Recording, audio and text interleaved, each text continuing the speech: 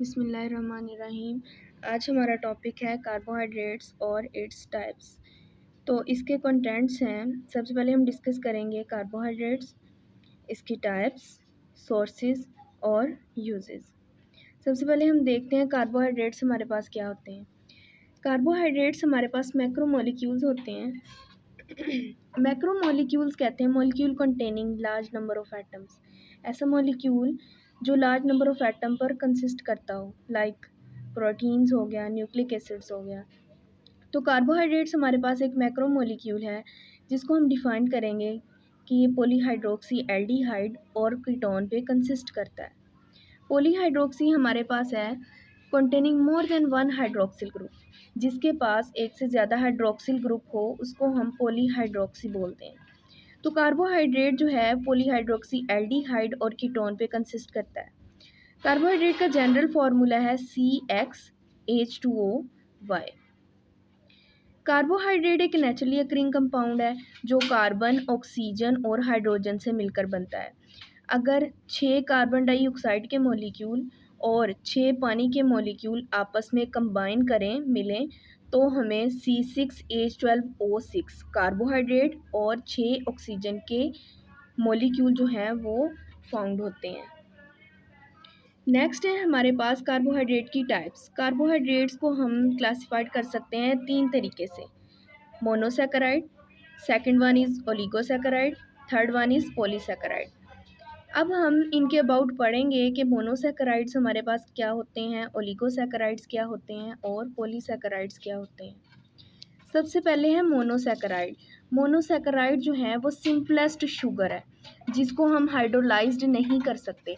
Hydrolysed का मतलब क्या है कि पानी की प्रेजेंस में केमिकल रिएक्शन के ज़रिए किसी कंपाउंड का, किसी चीज़ का टूटना। तो मोनोसैकेराइड्स एक ऐसी सिंपलेस्ट शुगर है जिसको हाइड्रोलाइज्ड नहीं कर सकते और ये 3 to 9 एटम्स पर कंसिस्ट करती है। इसलिए जब हम इसको क्लासीफाइड करें अकॉर्डिंग टू कार्बन एटम्स तो ये आती है ट्राइओसिस, मतलब 3 कार्बन एटम्स प्रेजेंट हैं, टेट्रोसिस 4 कार्बन एटम प्रेजेंट हैं, पेंटोसिस 5 कार्बन एटम्स, हेक्सोसिस 6 कार्बन एटम्स, ऐसे ही आगे चलता जाएगा and so on. Important monosaccharide जो है हमारे पास वो कौन कौन सी है, ग्लूकोज और फ्रुक्टोज। अब हम इसकी कुछ करैक्टरिस्टिक्स पढ़ते हैं, कुछ प्रॉपर्टीज़ पढ़ते हैं कि इसमें मोनोसैकेराइड में क्या क्या प्रॉपर्टीज़ हैं। सबसे पहले ये कि मोनोसैकेराइड जो है वो वाइट क्रिस्टलाइन सॉलिड होता है। ये पानी में हल हो सकता है, सोल्यूबल है पानी में, और इसका जो टेस्ट है वो मीठा होता है, स्वीट टेस्ट होता है। और ये हम पहले भी डेफिनेशन में पढ़ चुके हैं, they can not be hydrolysed, कि मोनोसैकेराइड जो है वो हाइड्रोलाइज नहीं हो सकते।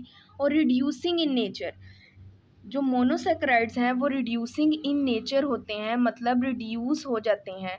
रिड्यूसिंग एजेंट के ज़रिए ये जो कंपाउंड है, मॉलिक्यूल है, वो रिड्यूस हो जाता है।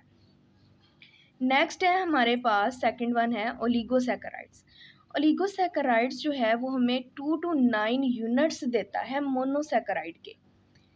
ओलिगोसैकेराइड जो है हमें 2 to 9 यूनिट्स देता है मोनोसैकेराइड के अगर हम इसको हाइड्रोलाइज करें।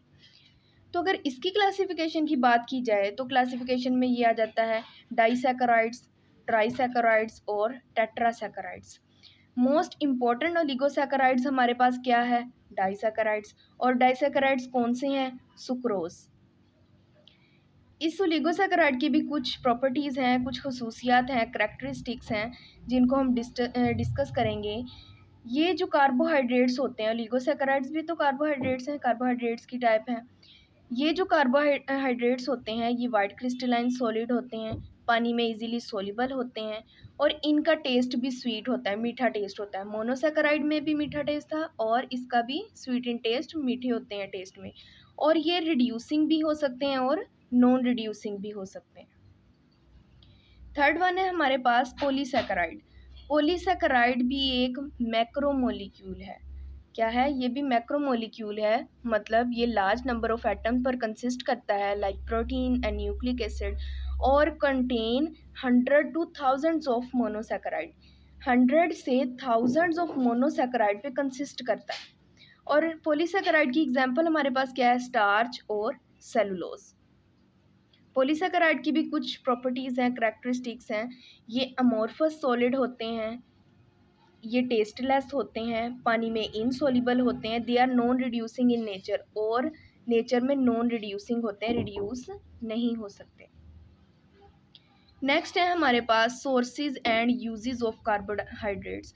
कार्बोहाइड्रेट के सोर्सेज क्या हैं, हम इनको यूज़ कैसे करते हैं, कैसे ये हमारे डेली लाइफ में यूज़ होते हैं और ये कहाँ से हासिल होते हैं, वो हम देखेंगे।